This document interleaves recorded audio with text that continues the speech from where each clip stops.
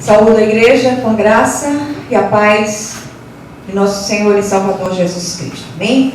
Amém. Eu queria convidá-los a abrirmos juntos a palavra na carta de Paulo aos Efésios, capítulo 2. Eu ia ler apenas 2 versículos, mas eu vou ler do versículo 1 até o versículo 10.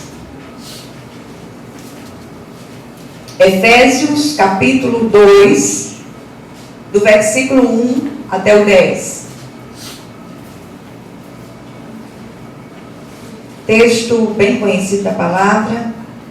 A Bíblia diz que a fé vem pelo ouvir, e ouvir a palavra de Deus. Ouçamos a palavra do Senhor. Todos acharam? Amém. Amém. Então diz assim a palavra do Senhor: Ele vos deu vida, estando vós mortos nos vossos delitos e pecados, nos quais andastes outrora, segundo o curso deste mundo, segundo o príncipe da potestade do ar, do espírito que agora atua nos filhos da desobediência, entre os quais também nós, todos nós, andamos outrora, segundo as inclinações da nossa carne, fazendo a vontade da carne e dos pensamentos. E éramos, por natureza, filhos da ira, como também os demais. Mas Deus, sendo rico em misericórdia, por causa do grande amor com que nos amou, e estando nós mortos em nossos delitos, nos deu vida juntamente com Cristo, pela graça sois salvos. E juntamente com Ele, nos ressuscitou e nos fez assentar nos lugares celestiais em Cristo Jesus, para mostrar nos séculos vindouros a suprema riqueza da sua graça em bondade para conosco em Cristo Jesus. Porque pela graça sois salvos, mediante a fé, e isto não vem de vós, é dom de Deus, não de obras, para que ninguém se glorie, pois somos feitura dele, criados em Cristo Jesus para boas obras, as quais Deus de antemão preparou para que andássemos nela. Amém? Amém. Glória a Deus. Senhor nosso Deus e nosso Pai, nós dizemos amém, as orações já feitas. Mas de um modo muito especial, nós queremos rogar a Ti que o Senhor abra os nossos olhos, que os nossos ouvidos sejam desimpedidos, que não apenas ouçamos, mas que possamos escutar a voz do Teu Espírito, que o Senhor possa falar ao nosso coração de um modo vivo, de um modo incisivo, que nem um tio, nem uma vírgula dessa palavra se perca, em nome e por amor de Jesus. Amém? Amém. Glória a Deus. Meus amados, lendo esse texto,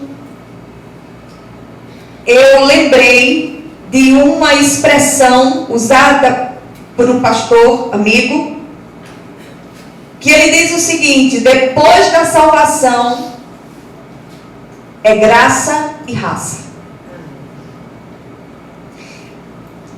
E eu queria convidá-los a juntos reconhecermos o tamanho do privilégio de receber a graça de Deus sobre nós. Privilégio, ele traz a reboque responsabilidade. Graça de Deus não é licença para que nós façamos aquilo que queremos. Muito pelo contrário.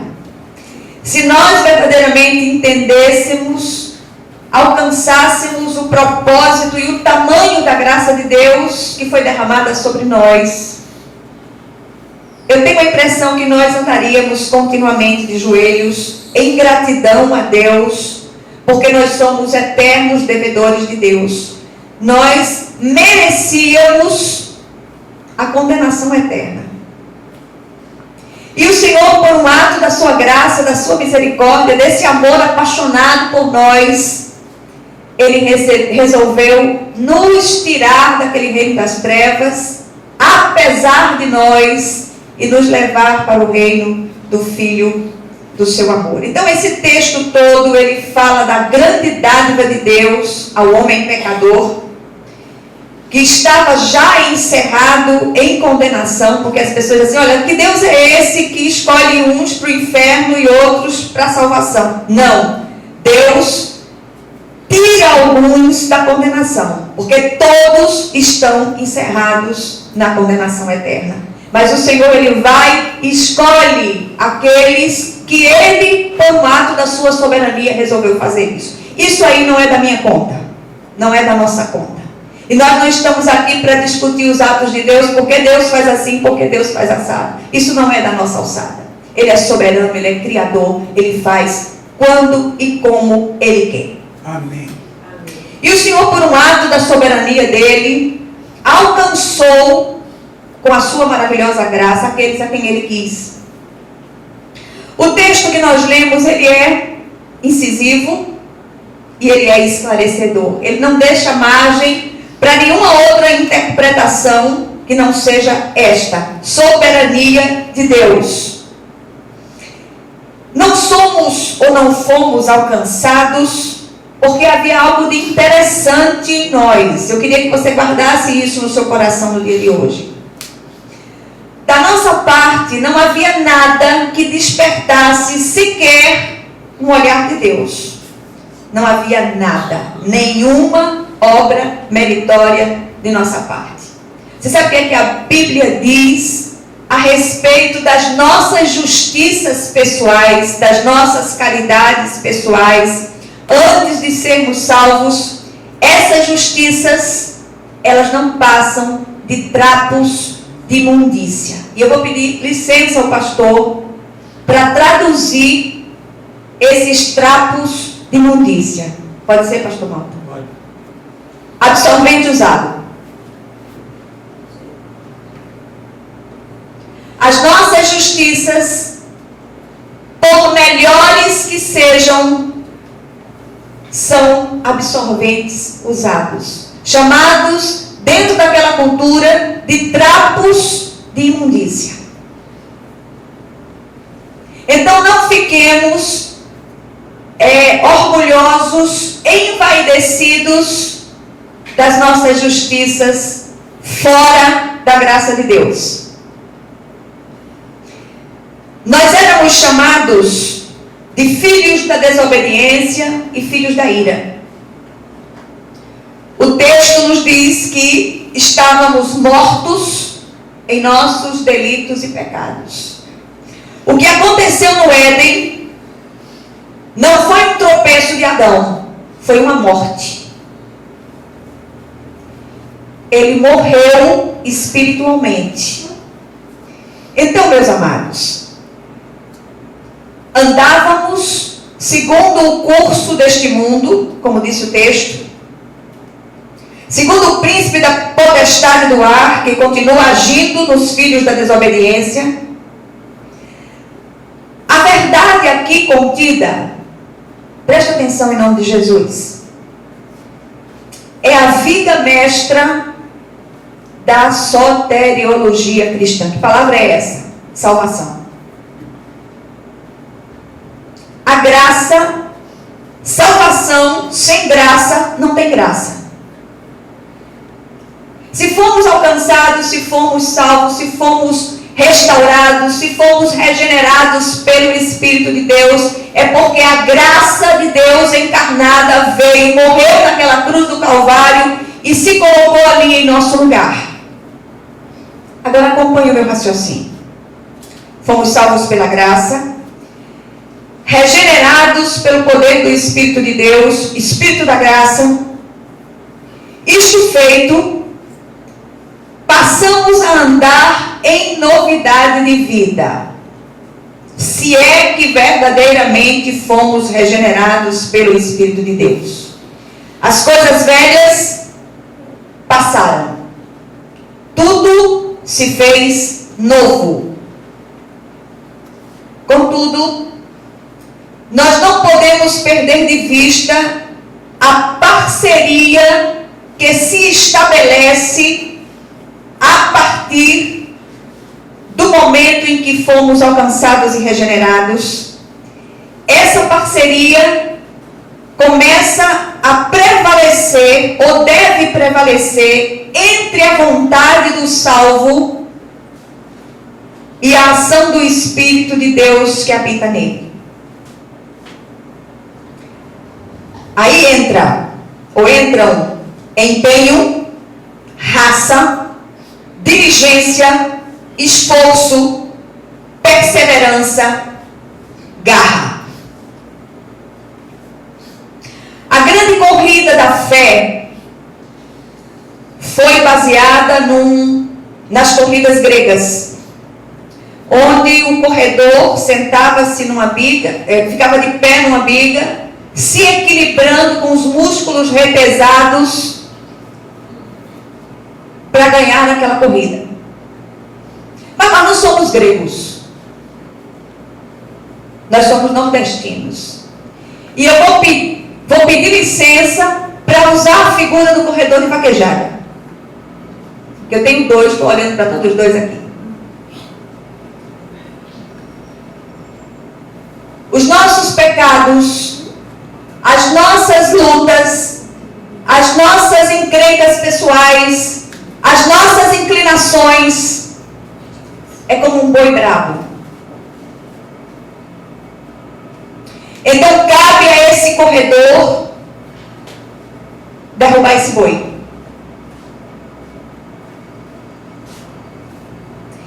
Ou ele tem destreza para isso, ou então ele vai perder feio.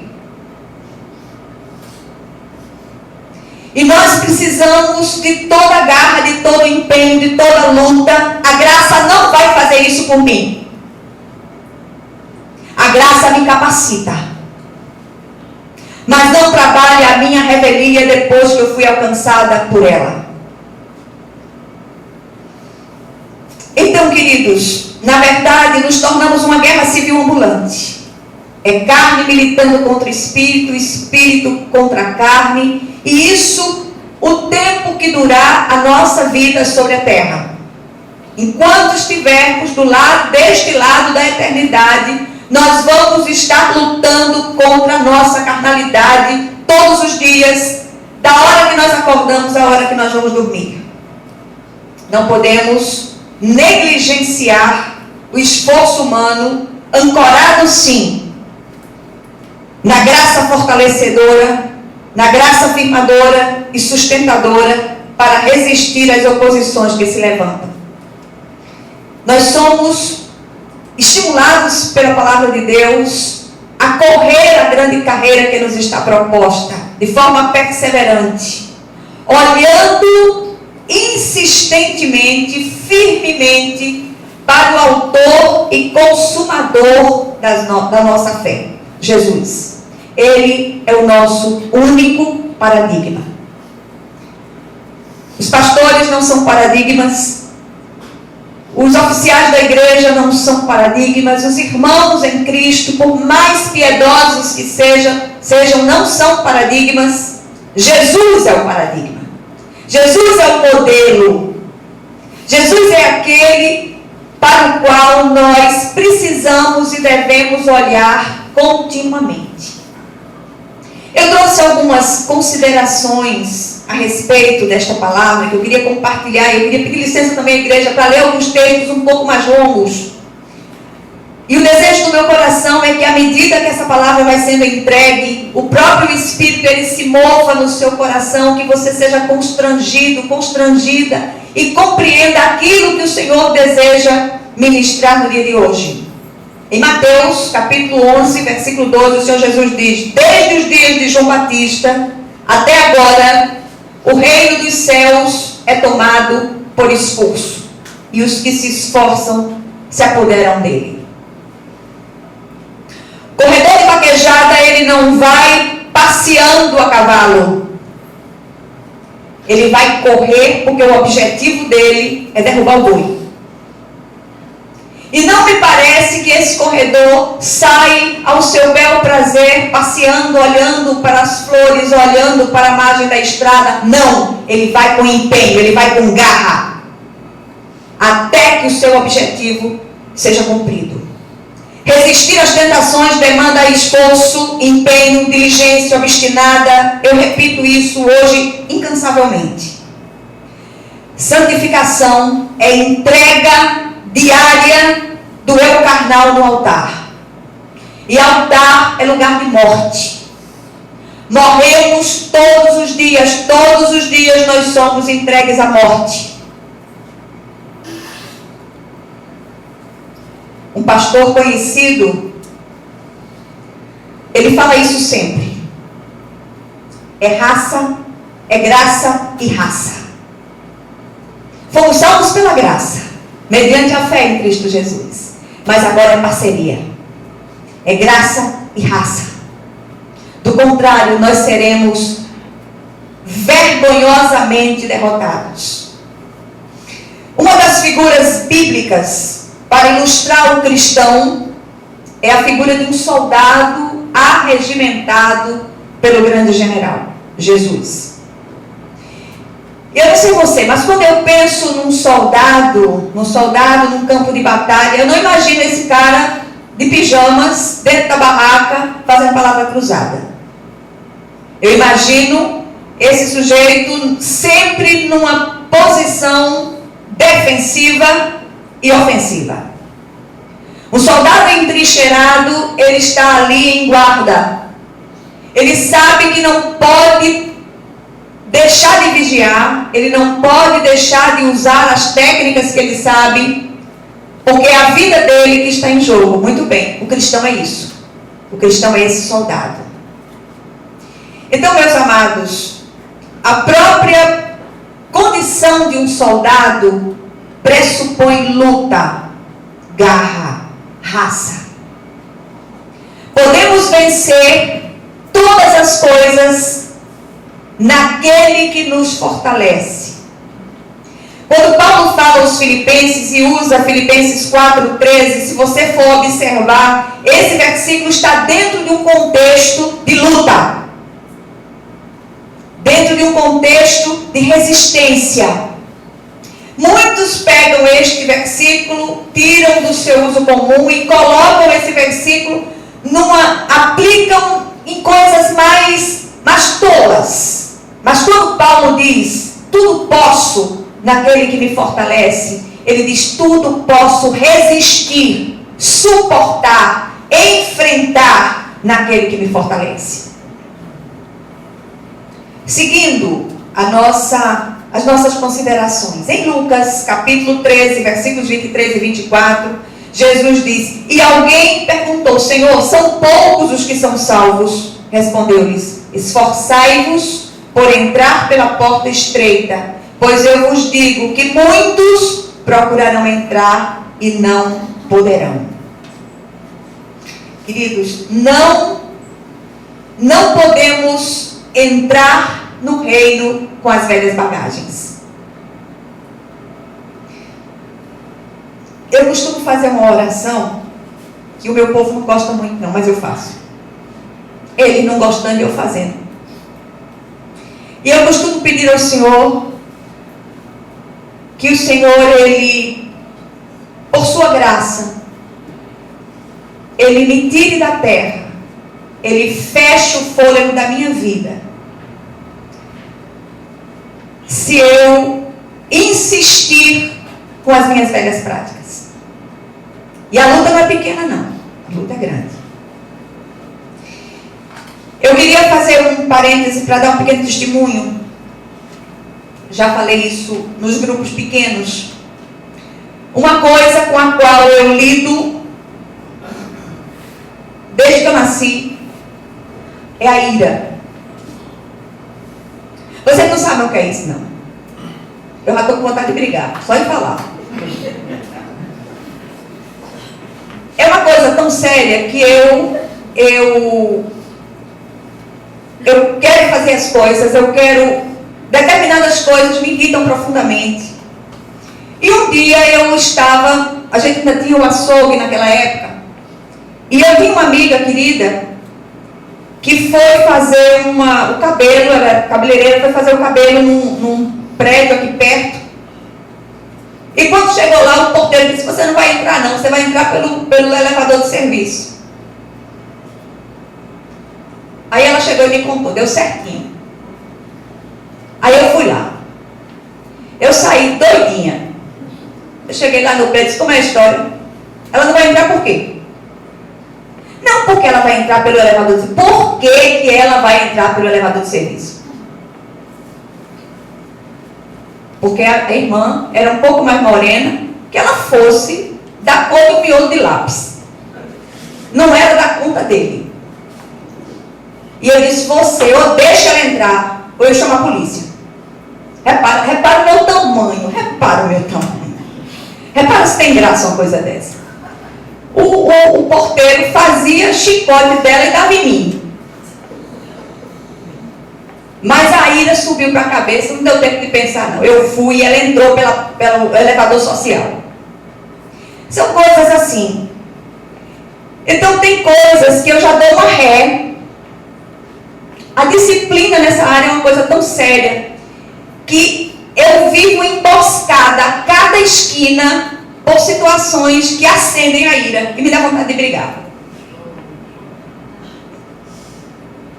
Mas eu preciso respirar fundo e dizer: Senhor, misericórdia. Eu estou vendo que isso é uma armadilha para me fazer cair. E aí eu volto. E um dia eu fui para o Bom Preço, o Hiper Bom Preço. Eu estava fazendo umas compras. E veio um sujeito, que acho que ele veio do inferno. E ele veio de lá e com o carro cheio de compra, ele conseguiu acertar no meu pé. Meu pé é 33. Ele acertou, passou por cima da cabeça dos meus dedos com aquele carro. Olha, eu fechei os olhos, trinquei os dentes. E abri os olhos para ver quem tinha sido. O infeliz já estava lá na ponta, olhando para mim com aquele ar de riso. O diabo olhando para mim. E aí eu comecei a clamar ao Senhor: Jesus, Jesus, vem cá, vem cá, vem cá, vem cá. Eu estou com vontade de matá-lo, Senhor, mas vem cá, vem cá, vem cá. Eu não vou matá-lo não, mas vem cá, vem cá, vem cá, vem cá. A luta é assim.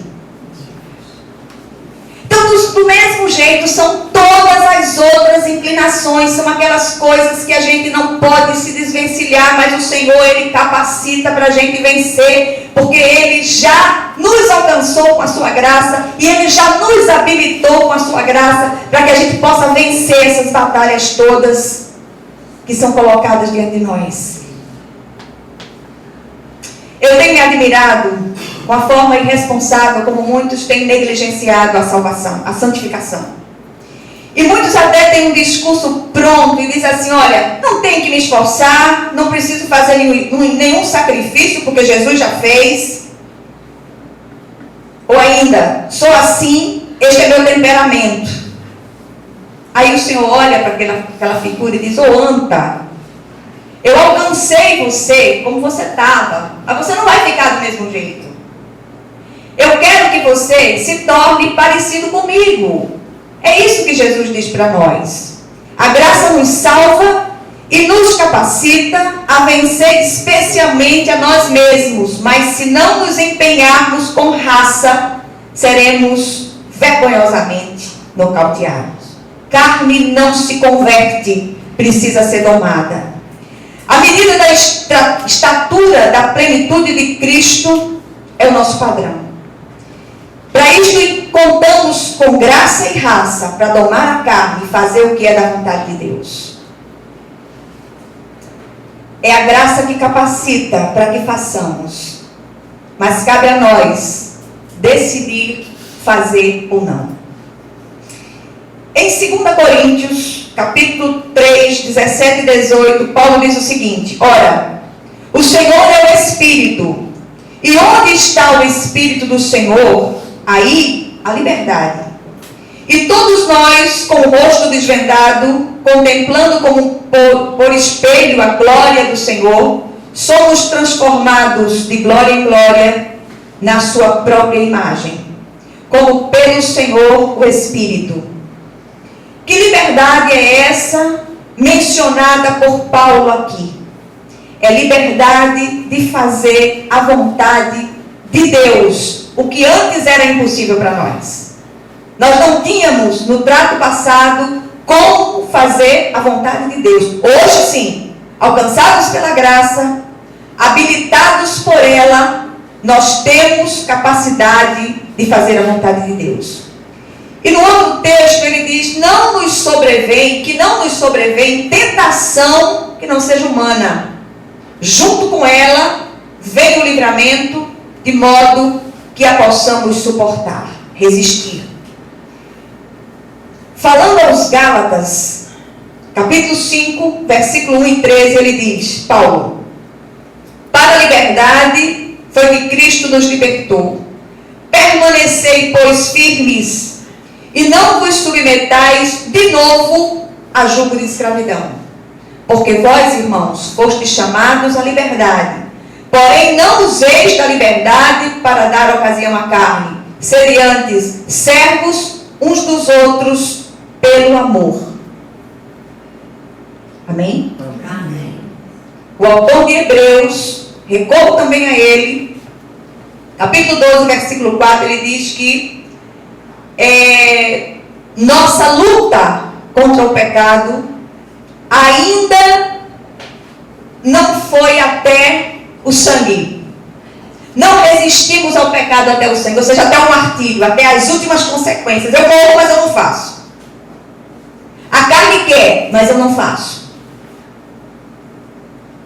E quando nós nos posicionamos, o nosso não, diante da carne, diante do diabo, e diante das nossas inclinações, e diante dos apelos do mundo, esse não, ele é retumbante no reino do Espírito. Aí vou pedir licença à igreja mais uma vez para ler um texto um pouco mais longo, mas necessário. O apóstolo Pedro, em sua segunda epístola, ratificando aquilo que já fora dito por Jesus e por Paulo e por outros autores bíblicos, no que tange ao empenho humano de vencer as inclinações da carne, ele diz o seguinte, versículos 3 a 11.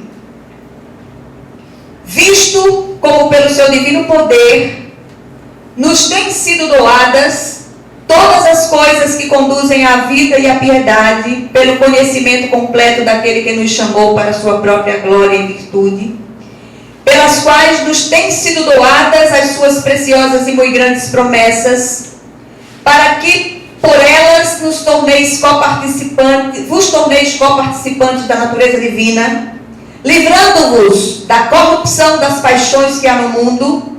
Por isso mesmo, vós, reunindo toda a vossa diligência, associai com a vossa fé a virtude, com a virtude o conhecimento, com o conhecimento o domínio próprio, com o domínio próprio a perseverança, com a perseverança a piedade, com a piedade a fraternidade, com a fraternidade o amor. Porque estas coisas existindo em vós, e em vós aumentando, fazem com que não sejais nem nativos, nem infrutuosos no pleno conhecimento de nosso Senhor Jesus Cristo. Pois aquele a quem estas coisas não estão presentes é cego, vendo o sol que está perto, esquecido da purificação dos seus pecados de outrora. Por isso, irmãos, procurai com diligência, cada vez maior, confirmar a vossa vocação e eleição. Porquanto, procedendo assim, não tropeçareis em tempo algum, pois desta maneira é que vos será amplamente suprida a vossa entrada no reino eterno de nosso Senhor e Salvador Jesus Cristo.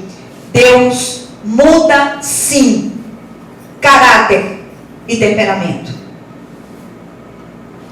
João e seus irmãos eram chamados de Boanerges, filhos do trovão. Eles entraram em Samaria e disseram, Senhor, eles rejeitaram Jesus em Samaria, os habitantes, e João disse, o Senhor quer que a gente mande descer fogo do céu? Olha para ele, repara só, que enxerimento. O Senhor quer que a gente mande descer fogo do céu para consumir isso aqui? O Senhor disse, vós não sabeis de que espírito sois. Pois esse filho do trovão transformou-se no apóstolo do amor. Doce com palavras ternas, com gente de gente, gente de Deus. Os que foram verdadeiramente regenerados tiveram a sua velha estrutura implodida para que um novo edifício seja construído no lugar. O autor de Hebreus ainda propõe uma carreira com os pés desembaraçados do peso e do pecado que tenazmente nos assedia. Não fomos salvos pelas obras, mas para elas. E o versículo 10 diz: pois somos feitura dele, criados em Cristo Jesus para boas obras, as quais Deus de antemão preparou para que andássemos nelas. Essas obras, elas testificam do que a graça operou em nós. Do contrário, seremos grandes farsas como cristãos.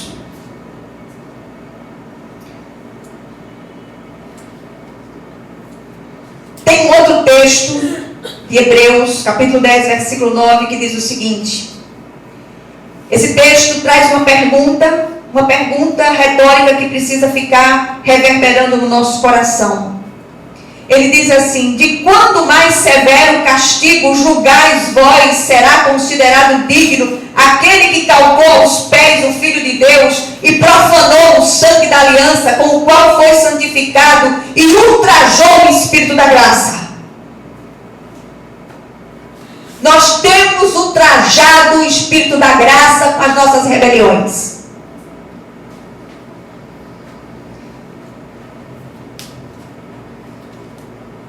Assim, depois de salvos, graça e raça precisam andar juntas. Para que não ultrajemos o Espírito da graça, nem calquemos aos pés o Filho de Deus. E aqui eu não falo em salvação, perder salvação. Salvação verdadeira não se perde, mas galardão se perde.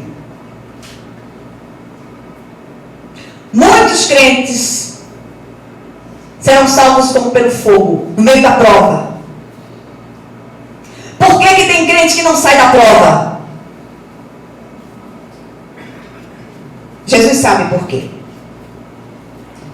Galardão, prêmio de Deus, se perde. Galardão aqui e galardão lá. Aí eu volto para aquele pastor que usa essa frase com muita maestria. Ele diz o seguinte, que quando você chegar no céu, são as viagens da cabeça dele.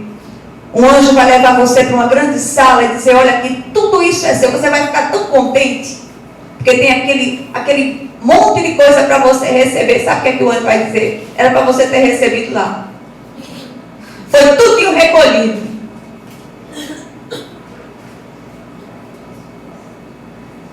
Eu queria fazer pelo menos 3 aplicações aqui. Primeiro, sim, fomos salvos pela graça de Deus mediante a fé. Mas salvação genuína implica em obras. Que tipo de obras? Caridade. Não apenas a caridade de doar coisas, mas a caridade de doar-se ao Senhor como um todo, para que Ele faça as mudanças necessárias para que cheguemos à estatura da plenitude de Cristo. Jesus é o modelo. O Senhor me trouxe esse discernimento hoje, enquanto eu li esse texto.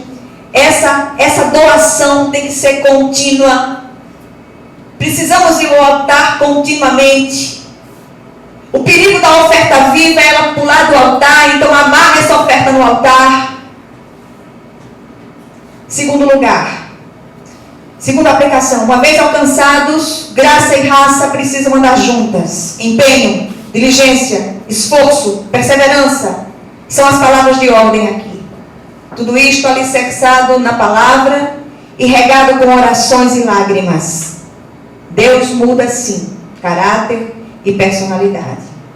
O velho padrão não mais nos serve. E em último lugar, em resumo, o que éramos não podemos ser mais, porque morremos. Eu nunca vi defunto fazer nada. Morremos e a nossa vida está agora oculta em Deus. Somos novas criaturas. Não há lugar em nossa vida para as velhas inclinações do trato passado. Que o Senhor nos ajude a serem encontrados fiéis até o dia de Cristo Jesus. Eu queria orar com você.